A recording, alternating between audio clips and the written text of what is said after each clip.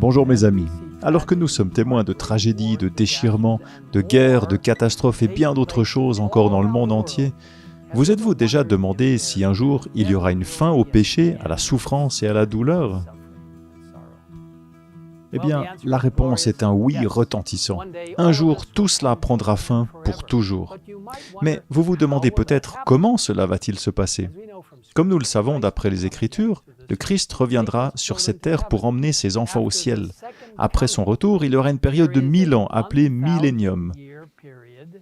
Une période durant laquelle tous les croyants vivront au ciel pendant 1000 ans jusqu'à ce que Satan et le péché soient détruits pour toujours et que la terre soit créée à nouveau.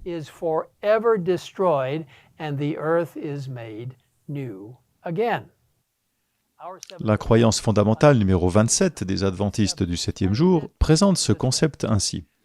Le millénium est le règne du Christ avec ses élus dans le ciel, règne qui durera 1000 ans. Il se situe entre la première et la deuxième résurrection. Pendant cette période, les réprouvés morts seront jugés. La terre sera totalement déserte. Elle ne comptera pas un seul être humain vivant, mais sera occupée par Satan et ses anges. Lorsque les 1000 ans seront écoulés, le Christ, accompagné de ses élus, descendra du ciel sur la terre avec la Sainte Cité. Les réprouvés morts seront alors ressuscités et, avec Satan et ses anges, ils investiront la cité, mais un feu venant de Dieu les consumera et purifiera la terre. Ainsi, l'univers sera libéré à jamais du péché et des pécheurs. Le livre de l'Apocalypse nous donne une description claire du déroulement de cette période de 1000 ans. Puis je vis un ange descendre du ciel. Il tenait à la main la clé de l'abîme et une grande chaîne. Il s'empara du dragon, le serpent ancien, qui est le diable et Satan, l'enchaîna pour 1000 ans et le jeta dans l'abîme. Il ferma et scella l'entrée au-dessus de lui afin qu'il n'égare plus les nations jusqu'à ce que les 1000 ans soient passés. Après cela, il faut qu'il soit relâché pour un peu de temps.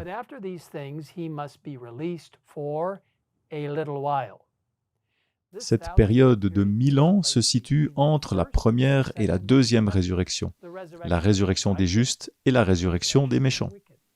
Elle commence par l'enfermement de Satan dans un abîme avec tous les anges qui ont choisi de le suivre. Où est donc cet abîme dans lequel Satan doit être enfermé afin qu'il n'égare plus les nations? Bien que la Bible ne le précise pas, nous pouvons déduire que cet abîme fait référence à la terre après la résurrection des saints. Vous voyez, tous les justes auront déjà été enlevés au ciel pour vivre avec le Christ, tandis que les méchants dormiront encore dans leur tombe. Il n'y aura personne sur terre que Satan puisse tromper. La planète entière sera déserte, laissée en ruine, sans un seul être humain. Les croyants régnèrent avec Christ pendant 1000 ans, passant le millénium dans les joies et les merveilles du ciel.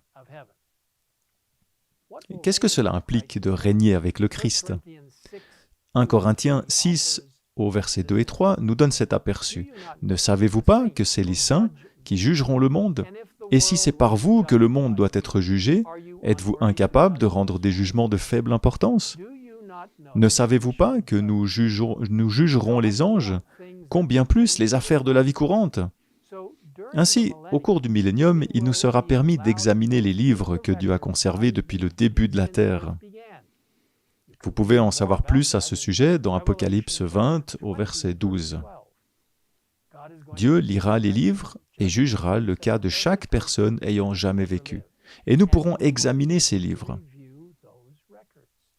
Nous saurons, sans l'ombre d'un doute, que Dieu est effectivement un juge bon et juste. Et que feront Satan et ses anges pendant les 1000 ans? La Bible nous dit qu'ils seront coincés sur terre et qu'ils n'auront plus personne à tromper.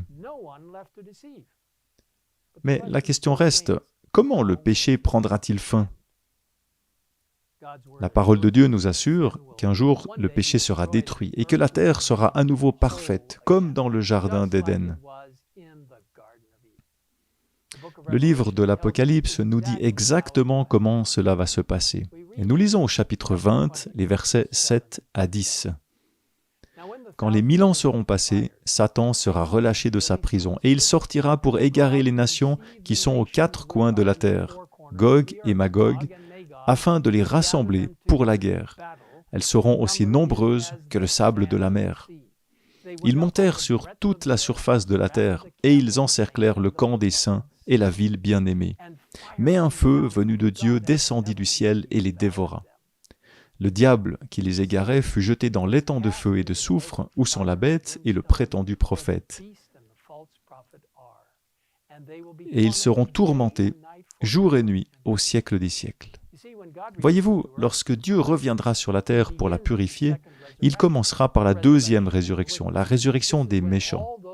C'est alors que tous ceux qui se sont rebellés contre Dieu, qui ont rejeté Jésus et se sont rangés du côté de Satan, seront ramenés à la vie pour être jugés. Lorsque Satan verra tous ces gens, il tentera une dernière tromperie. Il exhortera tous les méchants à se tourner vers la cité sainte et à l'attaquer, affirmant qu'ils peuvent la conquérir et s'en approprier. Satan et son armée marcheront vers la cité sainte et se prépareront à l'attaquer, mais leur rébellion sera de courte durée. Le feu tombera du ciel et les consumera entièrement. Satan et ses partisans seront complètement détruits. Ceux qui auront choisi le côté du péché et de la rébellion seront consumés en un instant. Satan, quant à lui, le responsable de toute cette tromperie, sera jeté dans l'étang de feu et de soufre. L'Apocalypse dit que Satan brûlera pour toujours. Cela ne signifie toutefois pas que Satan passera l'éternité à brûler dans les tourments. Satan n'est pas immortel, et Dieu ne le laisserait pas dans un état de torture continue pour l'éternité. Les Écritures déclarent que seuls les justes auront la vie éternelle. Cependant, le châtiment de Satan sera éternel, dans le sens qu'il sera permanent. Une fois Satan détruit, rien dans toute la création ne pourra le faire revenir. Et avec la mort ultime de Satan, le mal mourra également, libérant l'emprise qu'il avait autrefois sur notre monde. C'est ce que les Écritures veulent dire lorsqu'elles parlent de la seconde mort, une destruction permanente dont il ne peut pas y avoir de résurrection. Ceux qui connaissent la seconde mort disparaîtront pour toujours, y compris Satan. Si vous souhaitez en savoir plus sur le millénium et la fin du péché, je vous invite à visiter le site indiqué à l'écran.